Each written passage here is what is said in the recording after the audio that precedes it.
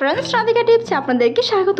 Normal delivery গর্ভ অবস্থার প্রথম থেকে যখন গর্ভধারণের টেস্ট করা হয় সেটি পজিটিভ আসে, তখন থেকে একটি চিন্তা থাকে অন্যান্য নারীদের তুলনায় আমি নর্মাল ডেলিভারি নেওয়ার চেষ্টা করব।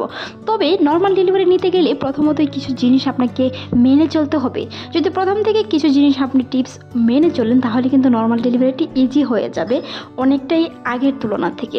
মনে রাখতে হবে গর্ভ অবস্থায় সবচেয়ে নর্মাল ডেলিভারির প্রসেসের সবচেয়ে গুরুত্বপূর্ণ দিক হচ্ছে সাহস ও শক্তি। সাহস রাখতে হবে, পারিবারিক সাপোর্ট রাখতে হবে, প্রিয়জনদের সাপোর্ট রাখতে হবে। নর্মাল ডেলিভারি এরকম কোনো বিষয় নেই যে হুট করে তীব্র ব্যথা হয়ে যায়, এরকম আহামরিক কোনো কিছুই নেই। নর্মাল ডেলিভারির তীব্র ব্যথাটি হয়ে থাকে বেশি থেকে 3 থেকে 4 ঘন্টা বা কারো ক্ষেত্রে 8 ঘন্টা পর্যন্ত। সেই ব্যথাটা তীব্রভাবে স্থায়ী হতে পারে, তারই মধ্যে অনেকে সন্তান প্রসব হয়ে যায়। তবে পিন ব্যথা হতে পারে, সেই ব্যথাটা কারো ক্ষেত্রে স্থায়ী হয় 5 দিন, কারো ক্ষেত্রে 3 দিন পর্যন্ত স্থায়ী হতে পারে। তাই গর্ভ অবস্থায় নর্মাল ডেলিভারি নিতে গেলে এরকম দুশ্চিন্তা কিংবা কোনো ধরনের সমস্যা অবশ্যই এড়িয়ে চলতে হবে। মনে রাখতে হবে নিজের শক্তি ও সামর্থ্যের সবচেয়ে বড় পরিচয় নর্মাল ডেলিভারির প্রথম পদক্ষেপ। তাই নর্মাল ডেলিভারি নিতে গেলে অবশ্যই সেই বিষয়গুলো খেয়াল রাখতে হবে। গর্ভ অবস্থার প্রথম থেকে কারো ক্ষেত্রে 36 সপ্তাহে ডেলিভারি হতে পারে, কারো ক্ষেত্রে 38 সপ্তাহ হয় বা কারো ক্ষেত্রে 40 সপ্তাহ পর্যন্ত নর্মাল ডেলিভারি হয়ে থাকে।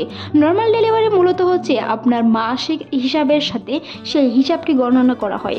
আপনি যেই তারিখে মাসিক হয়েছেন তার পরবর্তীতে গণনা রেখে 10 মাস 10 দিন পর্যন্ত গণনা রেখে পরবর্তীতে নর্মাল ডেলিভারিটি হয়ে থাকে। তাই নর্মাল ডেলিভারির ক্ষেত্রে যদি আপনার আলট্রাসাউন্ড রিপোর্টের মাধ্যমে কোনো ধরনের ডেট দেওয়া থাকে, সেই ডেটের 1 সপ্তাহ আগেও হতে পারে, 1 সপ্তাহ পরেও হতে পারে। অনেক সময় কিন্তু আলট্রাসাউন্ড রিপোর্ট করার মাধ্যমে এক এক সময় এক এক ধরনের ডেলিভারি ডেট দিয়ে থাকে, সেটি আপনার বাচ্চার পজিশনের উপর নির্ভর করে দিতে পারে। তবে গর্ভাবস্থায় একদম শেষের পর্যায়ে যদি বাচ্চার ডেলিভারির হওয়ার আগ মুহূর্তে বাচ্চার পজিশনটি স্যাফলিক থাকে আর আপনার জরায়ের মুখটি সংকুচিত হতে থাকে, তাহলে কিন্তু নর্মাল ডেলিভারি অবশ্যই সম্ভব। তবে নর্মাল ডেলিভারির আগে কিছু কিছু টিপস আপনাকে মেনে চলতে হবে। প্রথমেই বলেছিলাম সেই টিপসগুলোর মধ্যে যে টিপসটি রয়েছে সেটি হচ্ছে হাঁটাচলা করা। গর্ভাবস্থায় অনেকেই শুয়ে বসে থেকে কাটিয়ে দেওয়ার চেষ্টা করুন। অনেক সময় কিন্তু বেশিরভাগ সময় শুয়ে বসে থাকার কারণে বাচ্চার মাথা বড় হয়ে যেতে পারে, লম্বা হয়ে যেতে পারে, যেটি আপনার পরবর্তীতে নর্মাল ডেলিভারিতে অনেক সমস্যা হতে পারে। হিমোগ্লোবিন পয়েন্ট কম হতে পারে, উচ্চ রক্তচাপ হতে পারে, উচ্চ স্বাস্থ্যের কারণে কিন্তু অনেক সময় এরকম ধরনের সমস্যা হতে পারে। তাই গর্ভ অবস্থায় যতটুকু পারেন ঘরের কাজে অ্যাক্টিভ থাকার চেষ্টা করুন, ঘরের টুকটাক কাজে অ্যাক্টিভ থাকার চেষ্টা করুন। তবে বাড়ি কাজ, দূরে কোথাও ভ্রমণ থেকে শুরু করে সিঁড়ি দিয়ে উঠে নেওয়া অবশ্যই এড়িয়ে চলতে হবে। বিশেষজ্ঞরা বলে থাকেন একজন গর্ভবতী মা যদি গর্ভ অবস্থায় কান্নাকাটি করে তার প্রভাব গর্ভাবস্থার শিশুর উপর পড়ে, কারণ গর্ভস্থ শিশু 4 মাসের পর থেকে তার মায়ের সকল অনুভূতি বুঝতে পারে। গর্ভ অবস্থার প্রায় শেষের দিকে যদি আপনি কান্না করেন বা শুরুতেই কান্না করেন, সেইগুলোর প্রভাব কিন্তু আপনার গর্ভস্থ শিশুর উপর পড়তে পারে। বিভিন্ন ধরনের প্রতিবন্ধ থেকে শুরু করে বিভিন্ন ধরনের ধর্ম ত্রুটি নিয়ে জন্মগ্রহণ করতে পারে আপনার অনাগত সন্তান। তাই সেই বিষয়গুলো অবশ্যই খেয়াল রাখতে হবে। গর্ভ অবস্থায় অনেকে মর্নিং সিকনেস হয়ে থাকে। আপনি যদি মর্নিং সিকনেস হয়ে থাকে তবে নর্মাল ডেলিভারি নিতে চান, মনে রাখতে হবে মর্নিং সিকনেসের মাধ্যমে দিয়েও পুষ্টি সমৃদ্ধ খাবার অবশ্যই গ্রহণ করতে হবে। যেই খাবারগুলোই আপনি খেয়ে থাকুন না কেন, আপনার খাদ্য তালিকার জন্য সবসময় পুষ্টি সমৃদ্ধ খাবার এর থাকে, সেই বিষয়গুলো অবশ্যই খেয়াল রাখতে হবে। অল্প খাবারের মধ্যে বেশি যেন পুষ্টি থাকে সেই বিষয়গুলো নিশ্চিত করতে হবে। মৌসুমী শাকসবজি খেতে হবে। অনেকের নর্মাল ডেলিভারি নিতে গেলে চিন্তা করেন হিমোগ্লোবিন বা রক্তের পয়েন্ট নিয়ে, রক্তের গ্লোবিন ঠিক আছে কিনা, জরায়ের মুখ খুলেছে কিনা, জরায়ের মুখ খুলবে কিনা, কিংবা বিভিন্ন ধরনের অ্যামোনিওটিক তরল পানি ভাঙা নিয়ে অনেকে দুশ্চিন্তা শেষ নেই।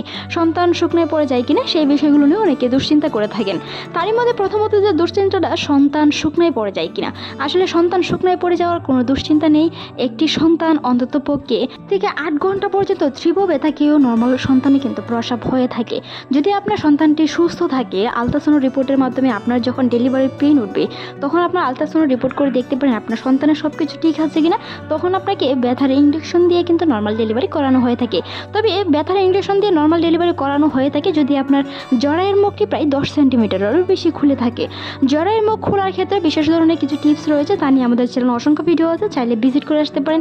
নর্মাল ডেলিভারি নিতে চাইলে কীভাবে জরায়ের মুখ খুলতে হবে, কীভাবে সংকুচিত হয়, তা নিয়ে আমাদের চ্যানেলে অসংখ্য ভিডিও আছে। ডেলিভারির ক্ষেত্রে সবচেয়ে বড় প্রসেস হচ্ছে পুষ্টি সমৃদ্ধ খাবার খাওয়া। খেজুর খেতে পারেন, গর্ভাবস্থায় টক দই খেতে পারেন, যেটি আপনার হজম শক্তি বাড়াতে সাহায্য করে, সেই সাথে সাথে জরায়ের মুখ সংকুচিত হতেও অনেক সহায়তা করে।